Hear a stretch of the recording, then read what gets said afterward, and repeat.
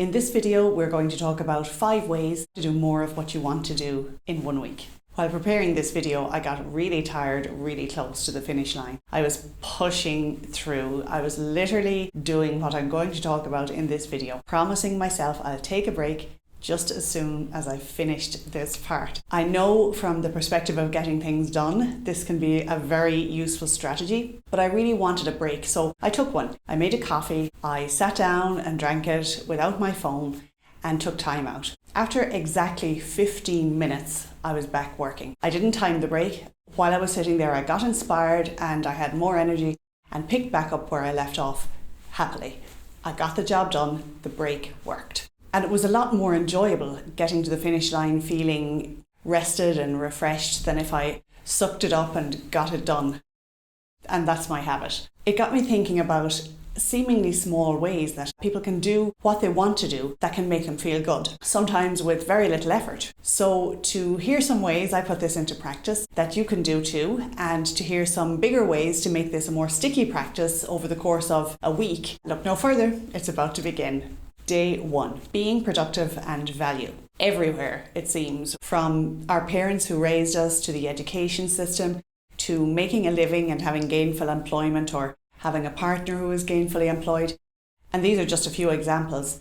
Everything, it seems, is communicated to us from the point of view of being productive. Revisiting your relationship with being productive and how that directly impacts your perceived self-value in your own eyes is a very enlightening and not an overnight process. There's a lot to unpack here and it's a tough start, but observing self-speak around being productive and how perceived value is intrinsically intertwined with it is a very interesting exercise in and of itself. I suggest spending a day turning what you have decided that to be on its head and considering if you could have self-value without producing what you've always been told you should be producing, or without producing at all for periods of time. It's a compelling question to consider. It's one of those questions where you can just hear in your head your employer dismissing it as immature nonsense, isn't it? Or you dismiss someone on your team if they came to you with this brilliant theory. And you'd be right to, because obviously an employer is all about productivity. Why wouldn't they be? They've hired you to produce for them. They're paying you to produce. You signed a contract agreeing to produce. So I don't recommend a job as a good place to start with this experiment. An excellent place to start, I think, is in observing for a whole day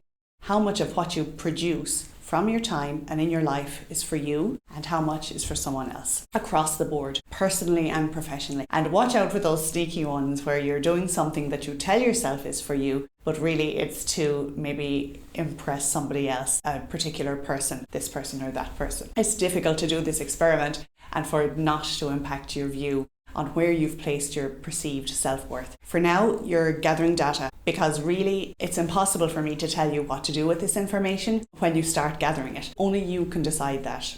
But you don't have to hurry, because whether you continue to place your perception of your value there, or whether you decide to tweak it, or whether you decide to change it completely, is entirely up to you. It's no fun to be a victim of your life, and by accepting things delivered from the outside and giving them a place in your life and letting them continue to stay the way they are, things can go on for years without even being seen as a choice.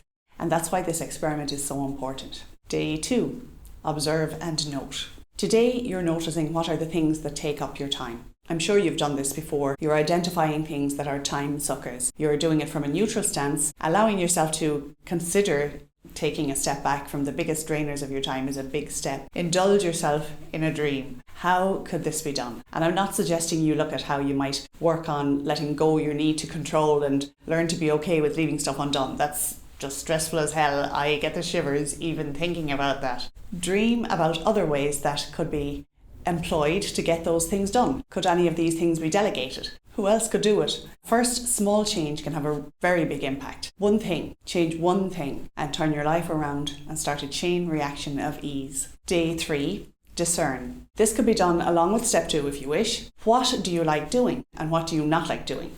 Why?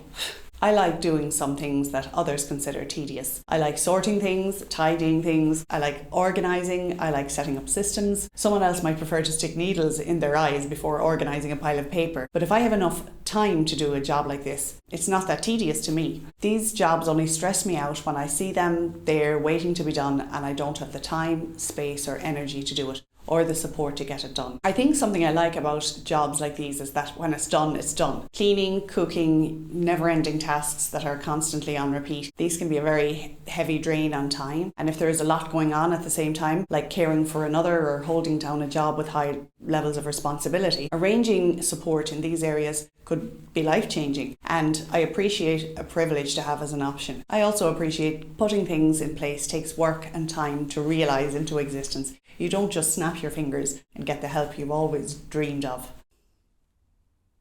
Day 4, treat yourself. You might not be the type of person who numbs out regularly. Still, we all have our guilty pleasures. Consider taking some time to numb out today, guilt-free. And then take the equivalent amount of time to look at how you got here. Is life what you expected? Is this what you wanted? Is this what you still want? Are you doing it because you think you should be doing it? Are you doing it because you think you should be responsible, be secure, be someone they can be proud of? These are big questions, I know that. And maybe the exact questions we numb out to avoid. Feel free to skip this one if it's too much right now. It's a suggestion, but don't skip treating yourself to time out. You know best if you're generally happy and if you're exactly where you're supposed to be, even if life isn't always sunshine and roses. Nothing is permanent, right? Life has phases, seasons, and some are easier than others. I'm lucky enough that I feel content with life right now, even with its challenges, but I had to ask some difficult questions and make some difficult changes to get to this.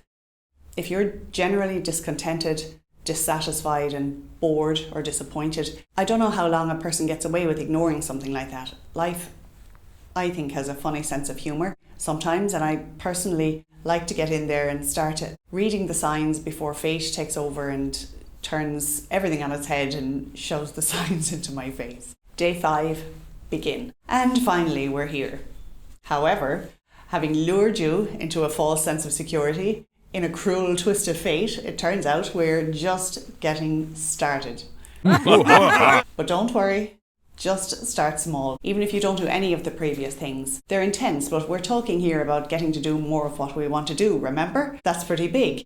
So for the rest of this week, ask yourself, what is the one thing I would like to say no to? Whether you can or can't do anything about it right now, give yourself the gift of the right to do it or not to do it. Why do you do the things anyway? Were you told to? Did you inherit it? Did it accidentally become your thing to do? Was it supposed to be temporary? If it can't be changed outright, can it be tweaked? Can anyone else do it? Can it at least be shared? And by the way, if you're scratching your head right now thinking, I don't have the foggiest idea what I want, fear not. A great way of finding out what you want is to clarify what you don't want. It clears the weeds for germination and growth of new ideas and inspiration. Some things can't be changed overnight, but as well as starting small, I'll say it again, a first small change can have a very big impact. Changing one thing can change your whole life around and start a chain reaction of a little more effortlessness. And if you want to hear ways to feel more fulfilled in your life in just a month, click here.